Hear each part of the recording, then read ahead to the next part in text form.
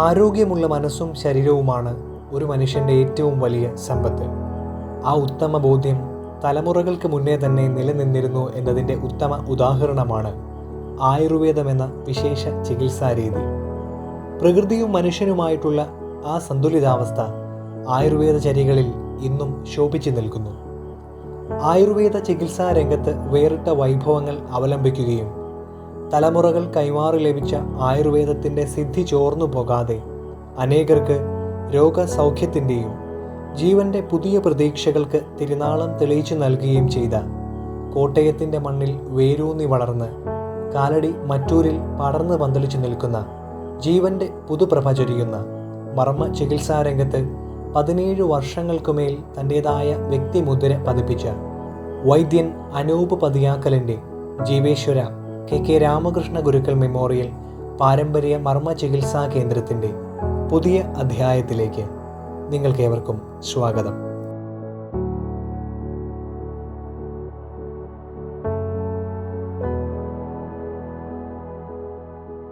നമസ്കാരം.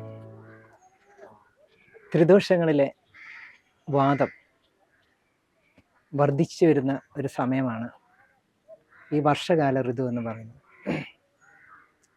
അപ്പോൾ ശരീരത്തിൽ എവിടെയെല്ലാം വേദന ഉണ്ടാകുന്നു. ഇപ്പം നമുക്കറിയാം, ഈ മഴക്കാലം വന്നു കഴിഞ്ഞാൽ എല്ലാവർക്കും തട്ടല്, മുട്ടല്, ചതവ്, ഒടിവ് ഇതൊക്കെ സംഭവിച്ചിട്ടുള്ളവർക്കെല്ലാം വേദനകളെല്ലാം ഇളകുന്നൊരു സമയമാണ്. അപ്പോൾ ആ വേദനകൾ ഉണ്ടാകുന്നത് എന്തുകൊണ്ടാണ്? വാത, പിത്ത, കഫ ത്രിദോഷങ്ങളിലെ വാദവും കഫവും വർദ്ധിക്കുന്ന ഒരു സമയമാണ് ഇപ്പോൾ. അപ്പോൾ വാദം വർദ്ധിക്കുമ്പോൾ വേദന ഉണ്ടാകുന്നു. ആ വേദനകൾക്ക് വേണ്ടിയിട്ട് നമ്മൾ എന്തെങ്കിലുമൊക്കെ ചെയ്തു കഴിഞ്ഞാൽ അത് മാറുന്നതുമല്ല. അതായത് ഇപ്പം പെയിൻ കില്ലർ കഴിച്ചു, അല്ലെങ്കിൽ എന്തെങ്കിലും ഒന്ന് ചെയ്തു. അതിൻ്റെ ആയുർവേദത്തിൽ എങ്ങനെയാണെന്ന് വെച്ച് കഴിഞ്ഞാൽ അതിൻ്റെ മൂല കാരണം എന്താണ്, ആ കാരണത്തിനെ അവിടെ ചികിത്സിക്കുകയാണ് ചെയ്യുന്നത്.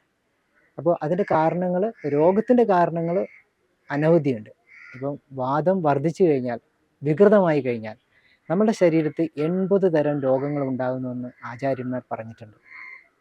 അത് കുഴിനഖം മുതൽ പല്ലുവേദന വരെയുമുള്ള ചെറുതും വലുതുമായിട്ടുള്ള രോഗങ്ങൾ, ശരീരത്തെ അസ്ഥികളെ വളച്ചു കളയുന്നതും അങ്ങനെ നിറഭേദങ്ങൾ സംഭവിക്കുന്നതും അങ്ങനെ അനവധി രോഗങ്ങൾ ആയുർവേദത്തിൽ പറഞ്ഞിട്ടുണ്ട്.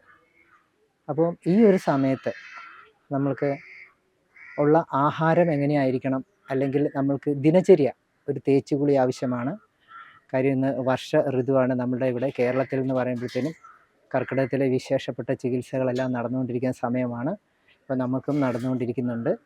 അപ്പോൾ വിശേഷിച്ച് പറഞ്ഞു തരാൻ പോകുന്നത് നമ്മളെ ശരീരത്തിൽ കുറച്ച് കാര്യങ്ങളൊക്കെ നിങ്ങൾക്ക് വാങ്ങിച്ച് പുരട്ടാൻ പറ്റുന്നതും വീട്ടിൽ കുറച്ച് ചെയ്യാൻ പറ്റുന്നതുമായിട്ടുള്ള കാര്യങ്ങളാണ് ഞാൻ പറയാൻ ഉദ്ദേശിക്കുന്നത്. അപ്പോൾ ഒന്നാമത് നമ്മുടെ ശരീരത്തിൻ്റെ 3 അവസ്ഥകളുണ്ടല്ലോ: ബാല്യം, യൗവനം, വാർദ്ധക്യം. അപ്പോൾ ഇതിൽ ബാല്യകാലത്ത് പ്രാധാന്യമുള്ളത് കഫത്തിനും, അതുപോലെ യൗവനകാലത്ത് പ്രാധാന്യമുള്ളത് പിത്തത്തിനും, അതുപോലെ വാർദ്ധക്യകാലത്ത് പ്രാധാന്യം വാദത്തിനാണുള്ളത്. സ്വതവേ തണുപ്പ് കാലമായി കഴിയുമ്പോൾ ഈ പ്രായമുള്ളവർക്കെല്ലാം തന്നെ ജോയിൻസ് എല്ലാം, സന്ധികൾക്കെല്ലാം വേദന ഉണ്ടാകാൻ തുടങ്ങും. അതിന്ന് കുട്ടികളായിക്കോട്ടെ, ഓരോരുത്തർക്കും പ്രായത്തിൻ്റെ അനുസരിച്ചിട്ടും എല്ലാം വ്യത്യാസമുണ്ട്. ഓരോരുത്തർക്കും വരുന്ന രീതികൾക്ക് വ്യത്യാസമുണ്ട്, വേദനകൾക്ക് വ്യത്യാസമുണ്ട്, രോഗങ്ങൾക്ക് വ്യത്യാസമുണ്ട്.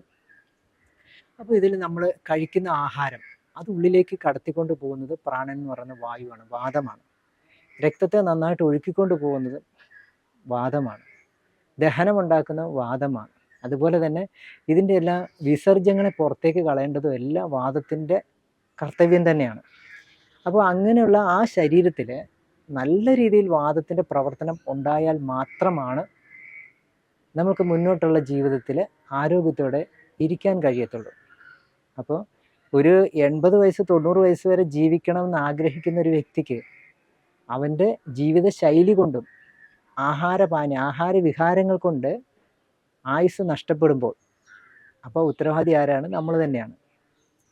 അപ്പോൾ ഇപ്പോഴെന്ന് പറഞ്ഞു കഴിഞ്ഞാൽ നമുക്ക് ഇപ്പം പലർക്കും എരിവ് കണ്ടമാനം. ഇപ്പം നമ്മൾ നോക്കിക്കഴിഞ്ഞാൽ മിക്ക വീടുകളിലും എരിവിനെ വളരെ പ്രേമിക്കുന്ന ആൾക്കാരാണ് ഉള്ളത്. എരിവ്, അയ്യോ അതില്ല പറ്റത്തില്ല എന്ന് പറയും. അതുപോലെ എണ്ണ, എല്ലാ എണ്ണയ്ക്കകത്ത് വറുത്തും പൊരിച്ചായിട്ടുള്ള സാധനങ്ങളാണ്. അപ്പോൾ തീക്ഷ്ണമായിട്ടുള്ള സാധനങ്ങൾ ഉപയോഗിക്കുമ്പോൾ എന്താണ് വാദത്തിൻ്റെ കാണിക്കുന്നതിൻ്റെ ശരീരത്തിൽ എന്താണ് രൂക്ഷത കാണിക്കും. വാദം ബാധിച്ചു കഴിഞ്ഞാൽ വേദന, ഫസ്റ്റ് വരുന്നത് വേദന. രണ്ടെന്താണ്, ചർമ്മത്തിനൊക്കെ രൂക്ഷത, അതുപോലെ മുടിയുടെ ബലം കുറയുക, പൊട്ടിപ്പോവുക, ഊരിപ്പോവുക, പിന്നെ മലമൂത്ര വിസർജ്യങ്ങൾ ബുദ്ധിമുട്ട്, കോൺസ്റ്റിപ്പേഷനൊക്കെ ഉണ്ടാകുക, ഇതെല്ലാം സംഭവിക്കും.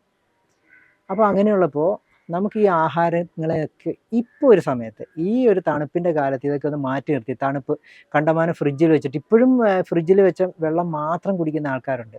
ഇതെല്ലാം ജീവിതത്തിൻ്റെ ശൈലിയാക്കി നമ്മൾ മാറ്റിയത് കൊണ്ടാണ്. അല്ല എനിക്കിത് ഇങ്ങനെ ജീവിക്കാൻ പറ്റുള്ളൂ അങ്ങനെയൊന്നുമില്ല. കാര്യം നമുക്കറിയാമല്ലോ, ഈ ഒരു വലിയൊരു വെള്ളപ്പൊക്കം വന്ന സമയത്തെന്ന് പറഞ്ഞു കഴിഞ്ഞാൽ ആർക്കും ആരുടെ ഇഷ്ടങ്ങൾക്കൊന്നും അനുസൃതമായിട്ടൊന്നും കിട്ടിയില്ല, ചെയ്യാനും പറ്റിയിട്ടില്ല. അപ്പോൾ നമ്മളെന്താണ്, പ്രകൃതിയുടെ അവസ്ഥയ്ക്കനുസരിച്ച് പോയി. അപ്പോൾ ഈ ശരീരം എന്ന് പറയുന്നത് പ്രകൃതിയാണല്ലോ. അപ്പോൾ ഈ ശരീരത്തെ നമുക്ക് നന്നായിട്ട് കൊണ്ടുപോകണമെങ്കിൽ നമ്മൾ തന്നെ വിചാരിക്കണം. അതായത് ഇപ്പോൾ നമ്മുടെ മാനസിക അവസ്ഥ കൊണ്ട് തന്നെ വാദം വർദ്ധിക്കും. കാമം, ക്രോധം, ലോഭം, മോഹം, അഹങ്കാരം, ഇങ്ങനെ പഞ്ചവികാരങ്ങൾ കൊണ്ട് ശരീരത്ത് ചൂട് കൂടുക, അല്ലെങ്കിൽ എന്താണ്, ചിലർക്ക് ദേഷ്യം, കണ്ടമാനം ദേഷ്യപ്പെടുന്ന ആൾക്കാരുണ്ട്, വല്ലാതെ ഭയമുള്ളവരുണ്ട്, അതുപോലെ ആങ്സൈറ്റി, ഈ വെപ്രാളം, ഓരോ കാര്യത്തിൽ എന്ത് പറഞ്ഞ് പിടിപ്പ് ഭയങ്കരമായിട്ട്, ഇതെല്ലാം ശരീരത്തിനെ ഈ രോഗാവസ്ഥയിലേക്ക് കൊണ്ടുപോകുന്ന കാര്യങ്ങളാണ്.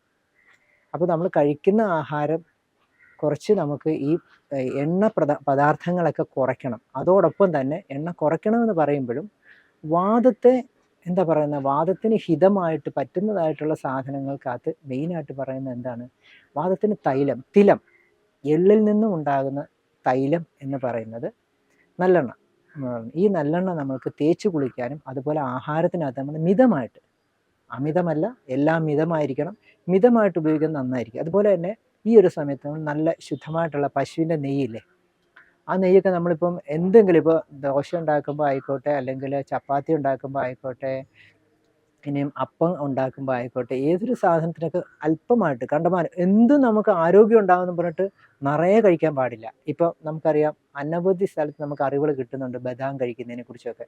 അപ്പോൾ എന്ത് ചെയ്യും, കുറച്ച് ബദാം വാങ്ങിച്ചിട്ട് വെള്ളത്തിലിട്ട് വെക്കുക, അല്ലെങ്കിൽ ചുമ്മാ അത് വാരി കഴിക്കും, അങ്ങനത്തെ സ്വഭാവമാണ്.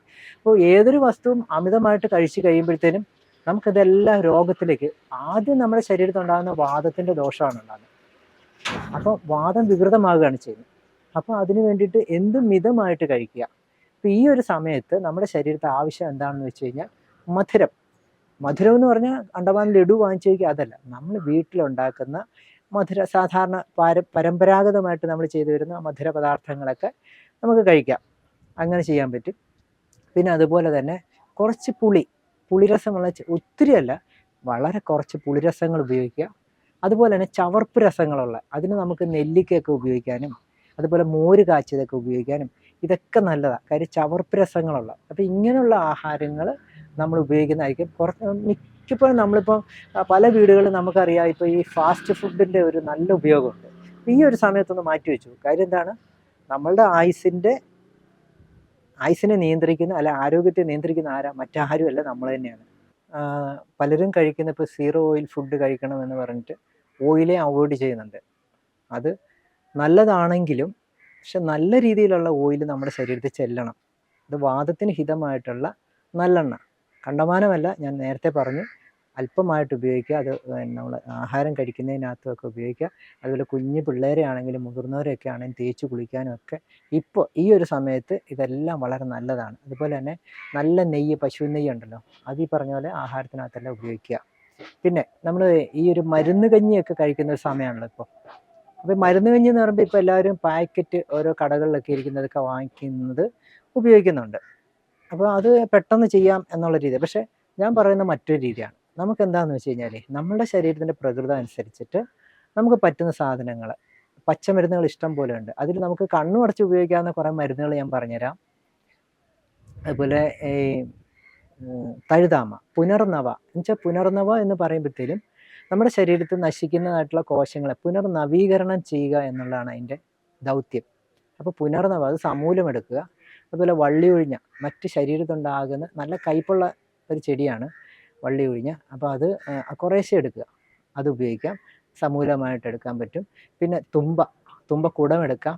ഇത് ശരീരത്തിൻ്റെ രക്തത്തിൻ്റെ പ്രശ്നങ്ങൾക്കും ഒക്കെ വേണ്ടിയിട്ട്, വായുവിൻ്റെ പ്രശ്നങ്ങൾ, ഇതിനൊക്കെ വേണ്ടിയിട്ട് അത് നമുക്ക് എടുക്കാൻ പറ്റും. അതുപോലെ തൊട്ടാവാടി എടുക്കാം. തൊട്ടാവാടി എന്ന് പറയുന്ന പ്രമേഹ രോഗികൾക്കൊക്കെ വളരെ നല്ലതാണ്.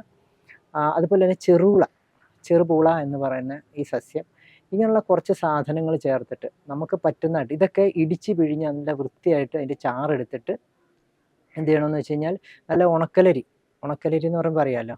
അപ്പോൾ നമ്മൾ പായസത്തിനൊക്കെ എടുക്കുന്ന ഉണക്കലരി കുറച്ചെടുത്തിട്ട് നമുക്ക് വേണ്ടുന്നത്ര കണ്ടമാനം ഉണ്ടാക്കണ്ട.